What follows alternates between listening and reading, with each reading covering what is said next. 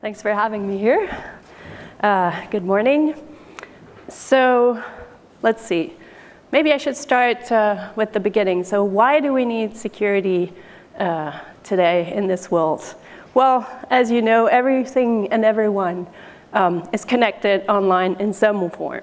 And we hear about cyber attacks all day long, one after the other, on everything including government and critical infrastructure, healthcare, finance, your personal data, your privacy at risk, business data, business continuity. You know, there's disruption attacks on businesses.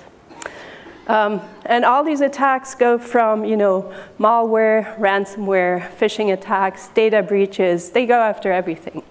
And let's see, if we translate that into cybersecurity language, then we're talking more technically about code injection attacks, buffer overflows, attacks on jump and return-oriented programming, micro architectural side channel attacks, and all these kinds of things. So it happens all the time, it happens every day, and most infrastructures are at risk. So now if we talk about types of protection, then we're talking more about how to build a secure computation environment. And that includes things like hardware attestation. How do you make sure that all the hardware is there? How do you boot it up securely? And then how do you prove that you have software integrity? The most important thing is, how do you convince others, third parties, but also yourself, that you boot it up correctly and you're running exactly intended software and nothing else? Now, the interesting part here is that we have entered kind of a new era. So, as you know, quantum computers are almost here, coming soon.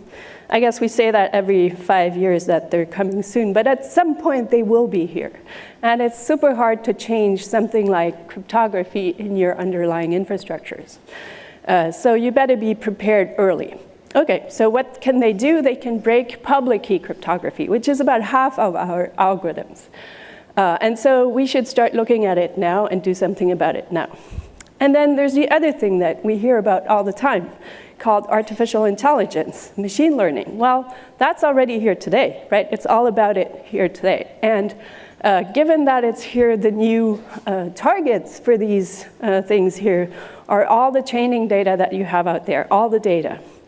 But beyond that, companies also want to protect their machine learning models. Weights, information, how many nodes, what the architecture of the neural network might look like. All of that is the new goal, and you want to try to protect that. Okay, so what do we do about it? Here's a small list, probably not completely exhaustive, but a small list of things that you really should have, your must-have ingredients for a secure computation environment. It all starts with a hardware root of trust and strong crypto capabilities. And mentioning crypto capabilities, that should include the new post-quantum or quantum-resistant cryptographic algorithms that have just been published by NIST in the form of 3 standards, FIPS 203, 204, 205. We also need secure key management. That's kind of obvious. And then once you have these pieces in place, then you want to boot up your system and make sure that whatever you're having computed, whatever you're running there is also secure. So we need secure or measured boot. We need a trusted execution environment where to run all of our software. We need hardware attestation of software integrity, meaning make sure that you know what you're running and nothing else. And then once you're running and booted up, you also want to make sure that you have runtime integrity, so nobody's adding something after the fact, after you already booted.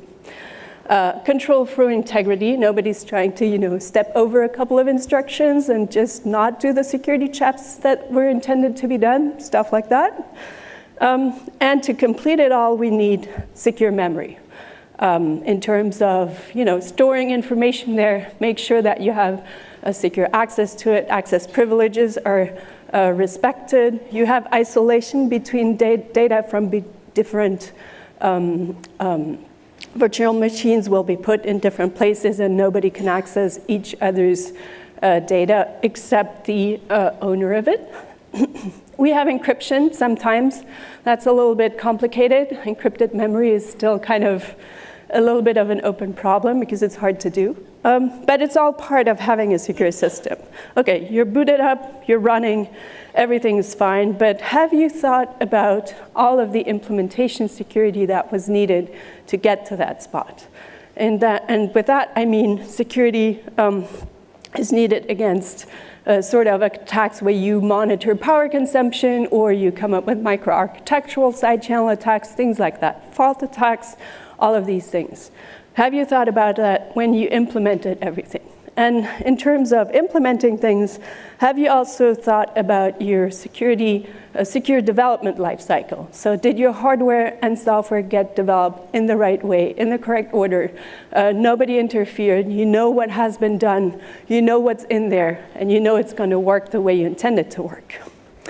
And lastly, last ingredient here on my slide is secure supply chain. Okay, do you know that from the beginning to the end, every involved entity in your supply chain has put into your design everything you expect there to be, but no more, nothing else.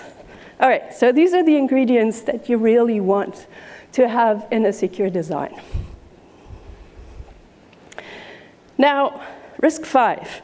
Where are we at RISC-V? So let me remember from 5 years ago. I was invited to give a talk at CHES, Cryptographic Hardware and Embedded Systems. And they wanted to know about RISC-V and security. What does that even mean, and what are you guys doing, right? Okay, so remembering from back then, we had just launched the security committee. We had 2 task groups, one on crypto extensions, and one on trusted execution environments. And we had just seen the unveiling of Spectre and Meltdown attacks, and we didn't really know what to do about it or how to counter them in our designs yet. So this was, 2018, 2019. Okay, this is when we all started this. And then fast forward to today. I mean, look at what has been achieved. It's just amazing. So today's horizontal security committee, which is led by Andy Dello and Ravi Sahita, who are in the public, I suppose, somewhere, they have come such a long way with the entire community, building so many task groups, work groups, SIGs, and everything. It's just amazing. Okay, so what do we have available today? We have a security model. We have a security incident response team, which is very important. And then we have different items where first pieces have been ratified or have been opened for new work on new specifications. So for instance, trusted confidential computing, we have a ratified scalar and vector cryptography, and now working on post-quantum cryptography. And for that, there's a proposed Ketchak acceleration, which you might hear about later today. To be ratified soon, the domain isolation and the Cove ABI kind of TEE specifications. This is also fantastic because it has gone such a long way since, a few years ago. And it covers from everything from small embedded to large-scale server type of architectures. We have runtime integrity. We have done ePMP and working on SPMP and IOPMP. There's a new item on virtual memory bounds and hardware fault isolation, which is being started right now. And we have a new one on memory tagging for debug, and including some thoughts on lightweight isolation. We have a ratified specification on control flow integrity, shadow stacks and landing pads, very useful. And we have more. We have memory security starting, so memory safety, sometimes called memory safety. We have a new cheat sheet starting called Sherry. I wrote coming soon, but I've heard that maybe it has been already created by now from last week. So it's starting. And they already have a spec, which is almost complete. So this is great, including something called Sherry IoT. And then we have implementation security initiatives. So high assurance cryptography, including side channel attack, ways of dealing with side channel attacks. We have something for micro-architectural side channels, including timing fences. We have a fast track spec evolving around constant time implementations. We have pointer masking for development. And I already mentioned this one, but under implementation security, you also find hardware fault isolation. So a lot of things going on, very mature already, and look at how much progress has been done in the last 5 years. It's unbelievable. All right, so let me, in the last few minutes here, give you some news from industry and academia. From industry and standards groups, we have, as I mentioned, just announced the post-quantum crypto standards published by NIST, 203, 204, 205, are the 3 specifications you might want to look at. And industry is already starting to adopt them now in terms of, for example, secure boot based on post-quantum crypto or hybrid TLS, for example.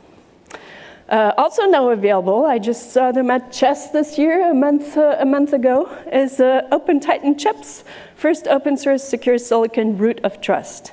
Who would have thought? An open source root of trust. You can look at it, you can study it, you can give comments, you can give feedback, and it looks great. It's just amazing. Who would have thought? They have a new one coming out soon, which also will include some of the shared memory safety aspects. Fantastic.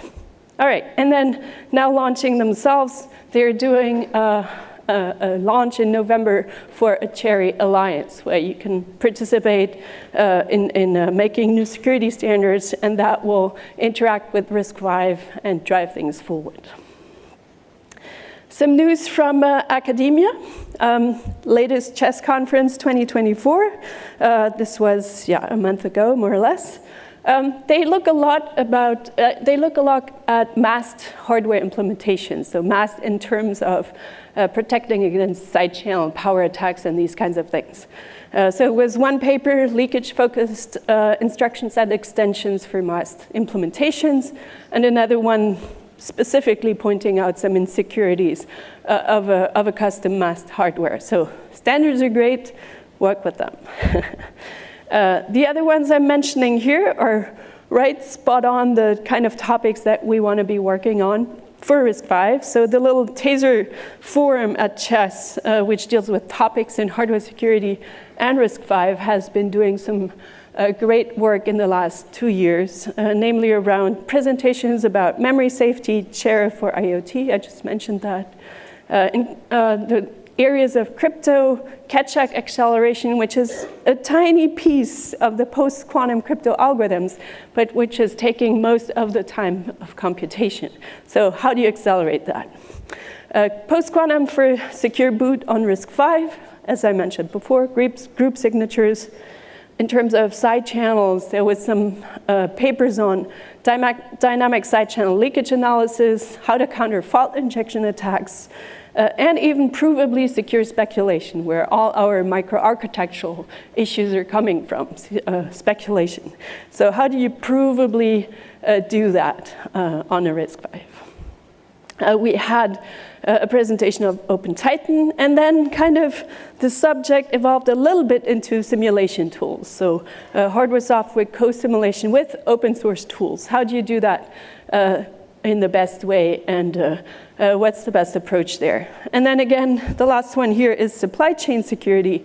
How do you detect, for example, Trojan horses in there in the hardware? Can you even do that? How would you do that? How do you make sure that nobody put anything else in your hardware that you didn't intend there to be? And this is all kind of evolving around trusted lifecycle for secure open source hardware. So the classical topics, RISC-V is working on the right ingredients, and maybe there's a few more things that could be done for the upcoming years. So in the last minute I have here, let me focus on what might be coming next. So there's a few topics where we could need a few more ingredients, perhaps, that could be designed into some of the future extension specifications of RISC-V. We already talked about post-quantum crypto. There's secure key management. I threw blockchain on here. Okay, why not throw blockchain on here? It's kind of part of crypto for us, but maybe there's something more to be done. There is secure multi-party computation, privacy-enhancing technologies, privacy-preserving machine learning. And why not go all the way to fully homomorphic encryption, which is, working with encrypted data using encrypted models. So everything's encrypted. Nobody can peek at each other's stuff. And then just to complete it all the way, beyond more ingredients, we might need complete ecosystems. So notice I've put the word secure in front of everything. So secure open compute platforms, secure open source hardware, secure hardware development tools, secure device lifecycle management, like complete the whole thing, secure supply chain. And last but not least, perhaps some formal verification, prove it all, right? So we know it's true. And some high assurance. And with that, thank you very much. Some food for thought here. Thanks for having me, and see you soon.